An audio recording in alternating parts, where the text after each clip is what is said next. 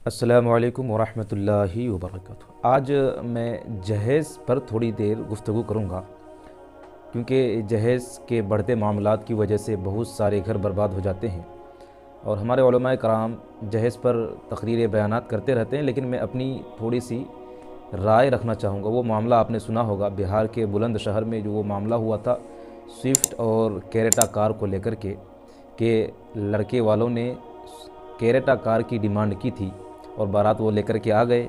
और दोपहर के वक़्त जब निकाह पढ़ाने के लिए आए तो उस वक़्त लड़की वालों ने जहेज़ की लिस्ट को पढ़ना शुरू किया। और जब एक तरफ से पढ़ते पढ़ते स्विफ्ट कार को पढ़ा कि जहेज़ में स्विफ्ट कार दिया जा रहा है, तो दूल्हा वहीं पर बैठा हुआ था, तो उसने एतराज़ कर दिया कि हमने तो कैरेटा कार की डिमांड की थी। स्विफ्ट कार को मैंने गूगल पर रिसर्च किया, उसकी प्राइस, उसकी कीमत तो 6 लाख से 10 लाख तक उसकी प्राइस है। यानी कि सबसे टॉप मॉडल की कीमत जो है वो 10 लाख रुपए है, 9 से 10 लाख रुपए। और सबसे लोअर प्राइस में आप जाएंगे तो 6 लाख से शुरू होती है उसकी कीमत। और कैरेटा कार को रिसर्च जब किया तो 19 लाख तक, 18 से 19 लाख रुपए उसकी कीमत है। लड़की वालों ने समझाया और उसको मनाने की कोशिश की, लेकिन लड़का मानने के लिए तैयार नहीं था।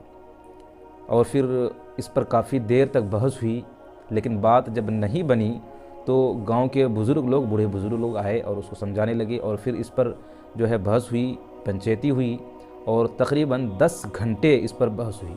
आखिरकार जब बात नहीं बनी तो फिर लड़की वालों ने तमाम बारातियों को बंधक, एक तरह से कह सकते हैं कि बंधक बना लिया और कहा कि भैया देखो, अब हम ये रिश्ता नहीं कर रहे हैं और अपनी बेटी तुम्हारे हाथ में नहीं दे रहे, ये निकाह नहीं होगा। लेकिन ऐसा है कि हमने जो शादी में जितने खर्च किए थे वो सारे खर्च तुम दे दो और तुम अपनी बारात वापस लेकर के जाओ। और अगर तुम खर्च नहीं देते हो तो फिर तुम्हें जाने को नहीं दिया जाएगा और तुम्हारे सारे लोगों को यहीं पर बंधक बना लिए जाएंगे। सारी औरतें जो आई हुई हैं उनके जेवरात और गाड़ियाँ तुमसे ले ली जाएंगी। खैर, बहरहाल जब ये बात तय हुई तो लड़के वाले वो सारे खर्च देने को तैयार हो गए। जब खर्चों की लिस्ट बनी तो 17.5 लाख रुपये की लिस्ट तैयार हुई। यानी 17.5 लाख रुपये का खर्च लड़की वालों ने शादी में की थी। अब 17.5 लाख रुपये लड़के वालों को उसी वक्त देना, ये तो मामूली बात नहीं थी। जाहिर सी बात है कि लड़के वालों ने भी शादी में कुछ खर्च किए होंगे। फिर भी किसी तरह लड़के वालों ने 12 लाख रुपये उसी वक्त दिए, इधर उधर से कर्ज़ वगैरह लेकर के किसी तरह भी इंतज़ाम किया। और फिर बचे 5.5 लाख रुपये तो औरतें जो गई हुई थी उनके जेवरात को गिरवी रख लिए गए और कुछ गाड़ियाँ गिरवी रख ली गई और 1 दिन की मोहलत दी गई थी। वो वीडियो बड़ी तेज़ी के साथ वायरल हुई थी और मैं सबसे आखिर में वो वीडियो लगा दूंगा, आप देख लीजिएगा। लेकिन इस पर मैं थोड़ी सी अपनी इस सिरसिरी तौर पर आपको ये बताकर अपनी राय रखने की कोशिश करूँगा जहेज़ के मामलात के बारे में। तो फिर वो मामला ये हुआ कि 12 लाख रुपये दे दिए गए और फिर वो बारात वापस चली गई। और उस लड़की का निकाह जो उस दिन होने वाला था, 12:30 बजे खबर के मुताबिक वो बाराती वापस गई और फिर उस लड़की का निकाह उसी वक्त गांव के किसी एक लड़के से कर दिया गया। लेकिन देखिए कि जहेज़ की बढ़ती डिमांड की वजह से बहुत सारे घरों में आप देखिएगा, जिनके बाप गरीब होते हैं ना, उनकी बेटियां जवान हो जाती है लेकिन रिश्ते नहीं आते हैं जहेज़ की वजह से, उम्र ढल जाती हैं। किसी किसी घरों में आप देखेंगे, कई सारी ख़बरें आपने सुनी होंगी कि किसी की लड़की वो भाग जाती हैं और भाग जाने की वजह भी यही रहती है कि उस लड़की को पता रहता है कि मेरा बाप इतना गरीब है कि मुझे जहेज़ देकर मेरी शादी नहीं करा सकता है। और जो बाप अपनी इज़्ज़त पूरी ज़िंदगी सूखी रोटी खा कर के अपनी इज़्ज़त घर में बनाता है अपने ख़ानदान में, एक झटके में वो सारी इज़्ज़त नीलाम हो जाती है। किसी घर में ऐसा भी होता है कि किसी घर की लड़की ये सोच कर कि मेरा बाप मुझे मेरी शादी धूमधाम से नहीं करा पाएगा, जहेज़ की वजह से अच्छे घर में नहीं करा पाएगा, वो ख़ुदकुशी तक कर लेती है। और वैसे भी इस्लाम ने, इसी वजह से इस्लाम ने जहेज़ को नाजायज़ कहा। इस्लाम में जहेज़ जायज़ नहीं है। हाँ, ये है कि अगर कोई लड़की वाला अपनी बेटी को खुशी से तोहफ़तन अगर कुछ दे दे तो फिर जायज़ है कि वो तोहफ़ा समझ कर रख ले, लेकिन लड़के वाले का डिमांड करना ये फिर जो है जायज़ नहीं है। क्योंकि अब एक सोच सकते हैं कि एक लड़की का बाप अपनी बेटी को कम से कम 18 साल तक उसको खिलाता पिलाता है, उसकी पढ़ाई लिखाई, उसके सारे खर्च उठाता है, लेकिन खर्च उठाने के बाद अब कोई अगर गरीब है तो जाहिर सी बात है पूरी ज़िंदगी कमाकर अपनी बेटी को पढ़ाने लिखाने में, उसके खर्च उठाने, खिलाने पिलाने में खर्चे हो गए होंगे। और फिर जब शादी का वक्त आता है तो फिर इतने सारे रुपयों, लाखों रुपयों का इंतज़ाम वो गरीब बाप जो सुबह कमाता है, दिन कमाता है, रात को खाता है, वो फिर 8 से 10 लाख रुपये का इंतज़ाम कैसे कर पाएगा। और फिर यही होता है कि मजबूरन वो बाप जो है कर्ज़ा लेता है या फिर जो है माज़ल्ला वो सूद पर पैसा उठाता है। और लड़की की शादी कराने के बाद अब वो बूढ़ा बाप, गरीब बाप जो कर्ज़ा लेकर के अपनी बेटी की शादी कराता है, फिर पूरी ज़िंदगी बुढ़ापे तक, मरते दम तक वो कर्ज़ा को मिटाने में उसकी ज़िंदगी गुजर जाती है। इसीलिए ये जहेज़ की लानत को ख़त्म करने की ज़रूरत है।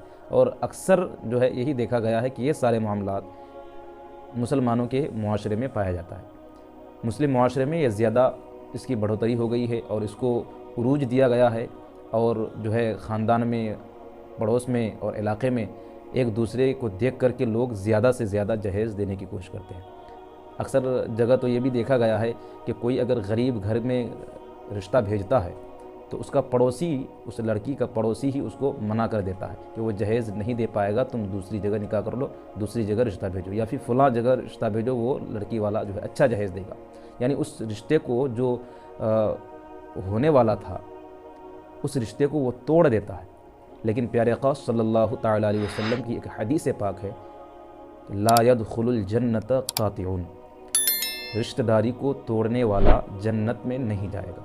तो ये हदीस पाक उन लोगों को याद रखने की ज़रूरत है जो दूसरों के रिश्ते को तोड़ने की कोशिश करते हैं। किसी के यहाँ अगर रिश्ता जाता है उसको आप जो है निभाने की कोशिश कीजिए, मिलाने की कोशिश कीजिए, उस रिश्ता को कराने में जो है आप साथ दें, न कि उस रिश्ता को तोड़ने में साथ दें।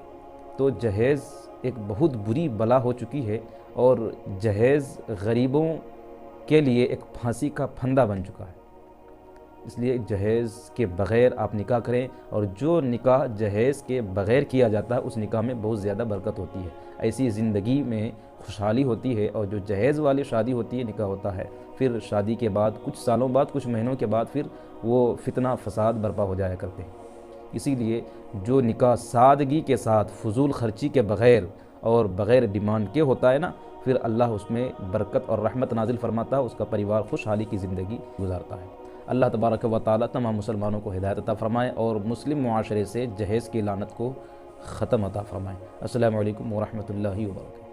अभी टाइम है, फोन कर लो, बात कर लो, गिरे जाओ तो देना चाहिए, मना कर दिया। चलो ठीक है, ऐसा होने का इंशाल्लाह, ऐसा होगा। और ऐसा ही हो रहा, तुम तो मुँह पे मौका खिला रहे हो। कैसे इमरान भाई साहब से जो उस दिन बात हुई तुम्हारी, जिस दिन तुम गाजियाबाद थे, कैसे कही? नहीं, मैंने कही भैया, मैंने देख रही है कौन सी गाड़ी चाहिए इनको, मैंने ये कही थी। मैंने कोई अपनी तरफ से कोई गाड़ी नहीं बताई कैसी थी, मैं बताऊँ अपनी तरफ से, हमने तो बता दी इमाम। हाँ नहीं तो सुनो तो यार, मैंने तुमसे ना कहा, मैंने कहा भाई ऐसा ना होने की गाड़ी उनके हिसाब से। इस्लाम भाई साहब मैं बता रहा हूँ, हाँ लागत ना बस चल रही भैया ना चल रही। अच्छा अच्छा, बस इंशाल्लाह मैं भी बस देख रहा अभी उतराऊंगा। हाँ लागत जी जी। अस्सलाम वालेकुम व रहमतुल्लाहि व बरकातहू। वालेकुम अस्सलाम रहमतुल्लाहि व बरकातहू। बिरादरी के पंचों ने मिलकर और बड़ी प्यार और सहमति के साथ, पहले तो आप ये बताते हैं आपके साथ कोई जाति तो नहीं हुई इसमें? कोई जाति नहीं हुई ना? किसी ने कोई मारपीट तो नहीं की? किसी प्रकार की कोई जाति नहीं हुई ना?